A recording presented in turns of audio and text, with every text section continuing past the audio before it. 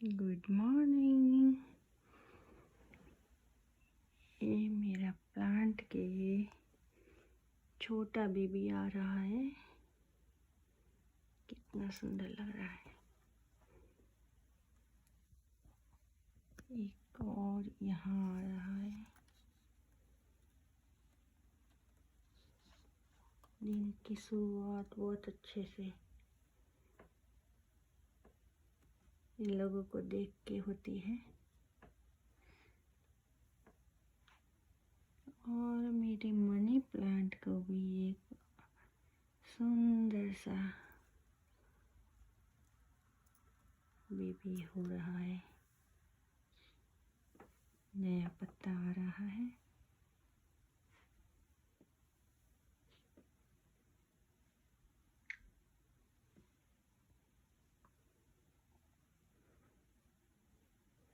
और एक और है यहाँ मेरा प्लांट, वो भी बड़ा हो रहा है।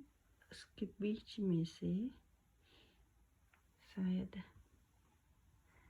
अभी तो नहीं है, लेकिन और एक पत्ता यहाँ से आएगा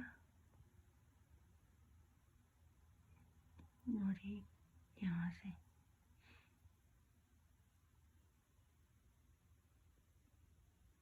इन लोगों को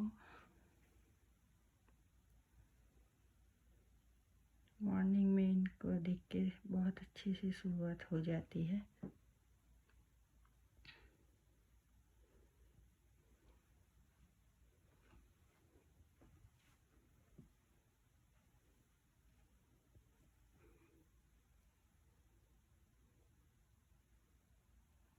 वाह, कितना अच्छा लगता है जब नया मेहमान घर में आने वाला होता है। तो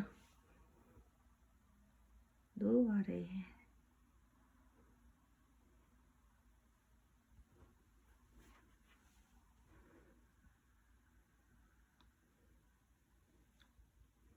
तो आज चलो शुरुआत करते हैं इन लोगों को पानी पिलाने से,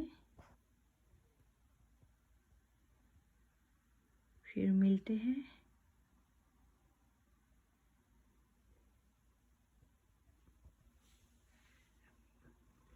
सो welcome to Jyotika journey. Jyotika journey में आपका बहुत बहुत स्वागत है।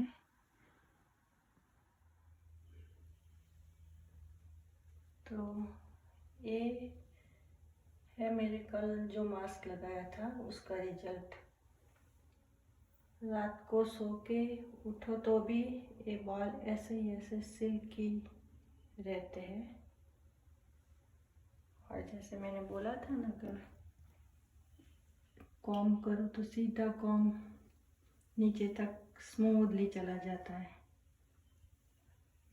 नहीं कोई टेंगल अप। ये इफेक्ट 4 दिन तक तो रहते ही है।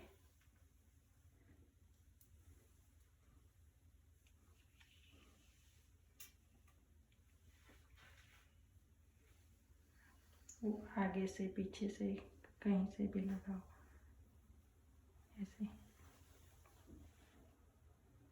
अगर किसी को योगर्ट मीन्स दही और कॉफ़ी और कोकोनट की एलर्जी है तो प्लीज़ वो मास्क मत लगाना।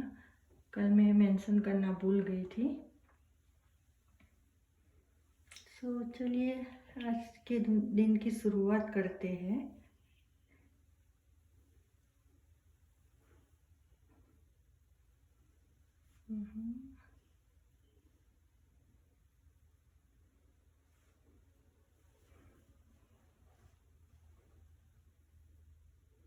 सो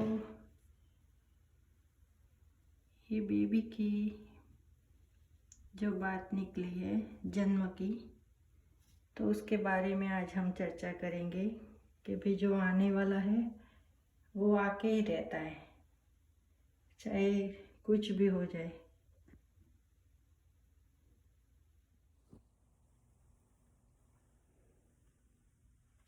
ये छोटे छोटे जो पत्ते नए जन्म ले रहे हैं उसकी कहानी के बारे में बात करते करते हम मेरे जन्म की कहानी के बारे में भी बात करेंगे। मेरे फादर गांव में रहते थे और बहुत मिडिल क्लास थे, इतना ज़्यादा पैसे वाले नहीं थे। बहुत मेहनत करके उन्होंने सचिवालय में जॉब स्टार्ट किया था। पहले मेरे 2 भाई थे और मैं तीसरी हूँ, छोटी। जब मेरे भाई भी नहीं थे, मेरी मम्मी की नई नई शादी हुई थी, तब मेरी मम्मी को मेरे दादाजी ने आशीर्वाद दिया था कि आपका बेटी है और 2 बेटे हैं। ऐसा पहले के ज़माने में जो साधु संत होते हैं ना, ऐसे मेरे दादाजी जी, वो बहुत पवित्र आत्मा थी, जो गांव के लोगों को बहुत हेल्प करते थे। पूरे गांव में कभी किसी को भी तकलीफ हो, और जैसे क्या कमरा बोलते हैं उसको, हिंदी में तो क्या पता नहीं, गुजराती में हम कमरा बोलते हैं, तो वो ऐसे उतारते थे और पूरा पानी में वो सुई डाल के उसको वो करते थे, तो पूरा कमरे का इफ़ेक्ट चला जाता था। तो मेरे दादा बेसिकली बहुत तपस्वी साधु बोलते हैं ना, वैसे थे। तो मेरे दादा ने जब मेरी मम्मी को आशीर्वाद दिया कि भाई बेटी है पहली, तो मेरी दादी गुस्सा हो गई और बोली साधु दिया और ऐसा आशीर्वाद दिया, पहले पत्थर का, पहले लड़की को पत्थर माना जाता था, पत्थरानो आशीर्वाद आपे एम। तो मेरे दादाजी बोले गोराणी तमने ना गमतुं होय तो चलो पहला 2 छोकराने छेल्ली जे लक्ष्मी आववानी छे, जे शक्ति छे वो तो आने वाली है, वो तो आएगी, कुछ भी हो जाए, लेकिन मणि के पेट से वो शक्ति पहले या आखिरी में आने वाली तो है, उसको मैं चेंज नहीं कर सकता, लेकिन आपको पहली बेटी नहीं चाहिए तो चलो आपको मैं बेटा देता हूँ, पहला उसका आशीर्वाद देता हूँ। तो ये पहले के ज़माने में लड़की को पत्थर माना जाता था, ये माना जाता, लकी नहीं माना जाता पहली बेटी आए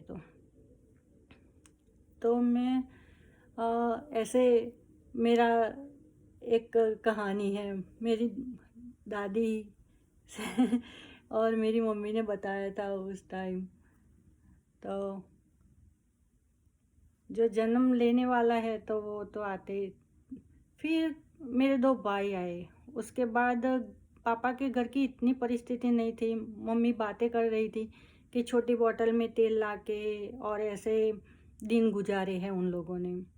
और घर भी गांव में था, वो ऐसे खंडेर, कभी बारिश आए तो गिर जाए, टूट जाए, फिर रिनोवेट करना पड़ता, ऐसा था। तो फिर मेरी मम्मी ने बोला 2 लड़के आ गए हैं तो तीसरा बच्चा चाहिए ही नहीं हमें। फिर भी मेरे पापा ने बोला नहीं, मेरे 2 बेटों के लिए राखड़ी बांधने के लिए बेटी तो चाहिए मुझे। तो फिर भी मेरी मम्मी ऐसा ही सोच रही थी कि भाई ये 2 बच्चों को ही पाल ले, तो लड़की है या लड़का आएगा उसका तो पता नहीं, लेकिन तीसरा बच्चा नहीं चाहिए। तो ऐसे में मेरा प्रेगनेंसी मम्मी को हो गया, तो अड़ोस पड़ोस वालों ने बोला था कि भाई तीसरा बच्चा नहीं चाहिए, तो ऐसे सरकारी हॉस्पिटल में स्टार्टिंग में गोलियां मिलती है, आप ले आओ। और मेरी मम्मी तो बहुत भोली, उसको तो कुछ भी ये सब कुछ में पता नहीं होता। अभी भी 70 ईयर की है, लेकिन उसको नहीं पूरा गुजराती में लिखना पढ़ना आता है, लिखना भी नहीं आता, ऐसी है एकदम से बोली। तो मम्मी ने फिर डरते डराते वो गई सरकारी हॉस्पिटल में, और बच्चा गिराने की जो टैबलेट आती है, पता नहीं उस टाइम में मेरी मम्मी को वो लेके घर पे आई। और मेरे पापा को पता न चले, ऐसे उसने खाना शुरू कर दिया। एक दफ़े मेरे पापा ने देख लिया, तो ये तो तू कहाँ से ये गोलियां लाई है, ये तो नहीं खानी चाहिए। फिर उन्होंने वो टैबलेट है ना, वो ऊपर मारिया बोलते हैं गुजराती में, उसमें फेंक दी। तो ये है मेरे मम्मी और पापा की कहानी, और उसके बाद मेरी कहानी। तो फिर मेरा इस धरती पे जन्म हो गया। तो मेरे पापा ने वो दवाइयाँ तो फेंक दी और बोला, बेटी मुझे चाहिए ही चाहिए मेरे 2 बेटों को राखी बांधने के लिए। और फिर मेरी मम्मी बोल रही है कि जब 7-8 मंथ की मैं थी, मैं उतनी लकी थी, जो ऐसे खंडेर घर में रहते थे वो लोग, और किराए के घर में भी रहना पड़ता था कभी कभी। तो मेरी मम्मी बोल रही है मैं 7 मंथ प्रेग्नेंट थी, तब उन लोगों ने पहला घर लिया था, और मेरे जन्म तक तो दूसरा घर भी ले लिया उन्होंने बाजू बाजू में, दोनों भाइयों के लिए। ऐसा मानते हैं कि भाई एक 2 बेटे हैं तो 2 लोग बेटों के लिए 2 घर चाहिए। तो मेरी मम्मी ने बताया कि तेरे कदम उतने लकी थे। तो मेरे दादा ने जो बताया कि भाई जो वो शक्ति है, जो मणि के गर्भ से आने वाली, वो तो कुछ न कुछ करके आगे या पीछे आने वाली है, तो आएगी। तो ऐसा नहीं है कि भाई लड़की है तो पत्थर माना जाए और उसको ऐसे गर्भ में ही वो मारा जाए। नहीं, मेरे पापा उसके खिलाफ थे। मैंने बेटी चाहिए मीन्स चाहिए। तो आज मुझे गर्व है कभी मैं बेटी हूँ। और फिर मैंने भी, मेरे पहला बच्चा था उस टाइम में जब वैष्णो देवी गई थी, तो मैंने माता जी से वही मांगा कि भाई मुझे भी आपके जैसी सुंदर, शक्तिशाली और साहसी बेटी ही देना। जब मेरी बेटी के टाइम प्रेग्नेंट थी, तो मेरी सास और खुद मेरी मम्मी भी ऐसा नहीं है सास अकेले, इतनी खफा हो गई कि भाई मेरे तरफ से 2 बेटे हैं पहले, और मेरी मम्मी के तरफ से भी 2 बेटे हैं पहले। तो मेरे मनीष को नहीं बेटी पहली आ सकती। तो ये बेटी आना कितना वो होता है। पहली बेटी सबको पहला बेटा ही चाहिए। लेकिन आज मुझे अपने आप पे और मेरी बेटी पे भी गर्व है, क्योंकि मेरी बेटी आज ऐसे माहौल में भी, कोविड के सिचुएशन में भी कितना काम करती है। बाहर जाके सीनियर होम में काम करती है, जो लोगों के मेमोरी लूज़ हो गई है, खाना भी उन्होंने खाया नहीं खाया, उन लोगों को याद दिला के टैबलेट देती है। खाना खिलाने वाले आ जाते हैं, उन लोगों के साथ बैठ के वॉच करना होता है कि भाई ये लोग ठीक से खिलाते हैं या नहीं। और सीनियर लोगों को एक्सरसाइज करानी होती है, स्विमिंग कराना होता है। तो आज मेरी बेटी है तो बेटियां बोझ नहीं होती या पत्थर भी नहीं होती। मेरे बाद मेरी ननद को भी बेटी हुई। उसके बाद क्या हुआ, मेरे ससुर जो थे उनकी डेथ हो गई। तो मेरी जो बड़े भाई की भाभी है, वो बोली वो तो ऐसे ही गुजर गए दोनों पत्थर को देख के ही। भाई मेरी ननद और मेरी बेटी आज कनाडा में है, वो पत्थर नहीं है। वो ऐसी शक्तियाँ है जो आगे की जनरेशन को रन करेगी।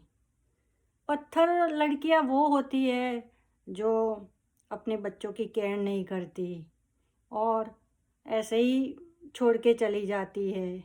वो पत्थर लड़कियाँ होती है, पत्थर दिल लड़कियाँ होती है। लड़कियां बोझ नहीं होती और लड़कियां पत्थर भी नहीं होती।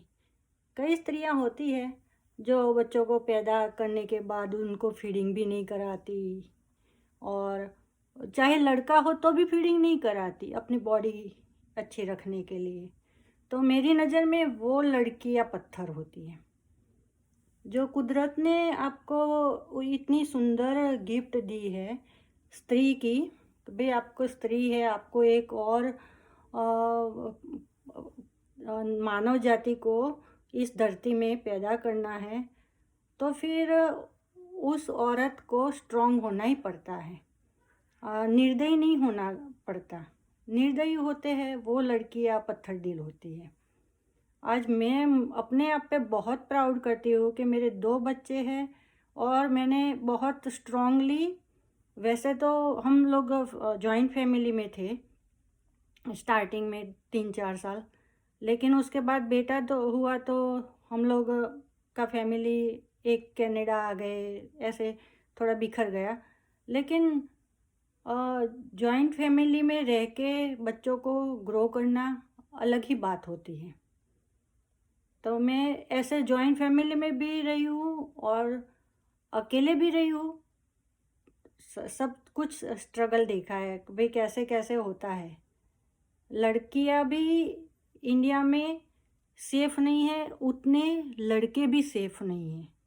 आपका मेरा ये है कि भाई कभी ऐसे वो नहीं रखना कि भाई चलो ये लड़का है तो उसको थोड़ा छोटा हो, 3 साल 4 साल 6 साल 10 साल, उस पे वॉच रखना छोड़ना नहीं। आपके पड़ोस में भी आपके लड़के को सेक्सुअल हैरेसमेंट हो सकता है, मेंटली हैरेसमेंट हो सकता है, घर में भी हो सकता है। अकेली लड़कियों को नहीं हो सकता, लड़कियों को भी संभालना पड़ता है, लड़कों को भी इतना ही संभालना पड़ता है। इंडिया में थोड़ा कल्चर अलग है, तो वो होता है कि भाई यहाँ तो कोई कहेगा नहीं किसी को, ये बात है।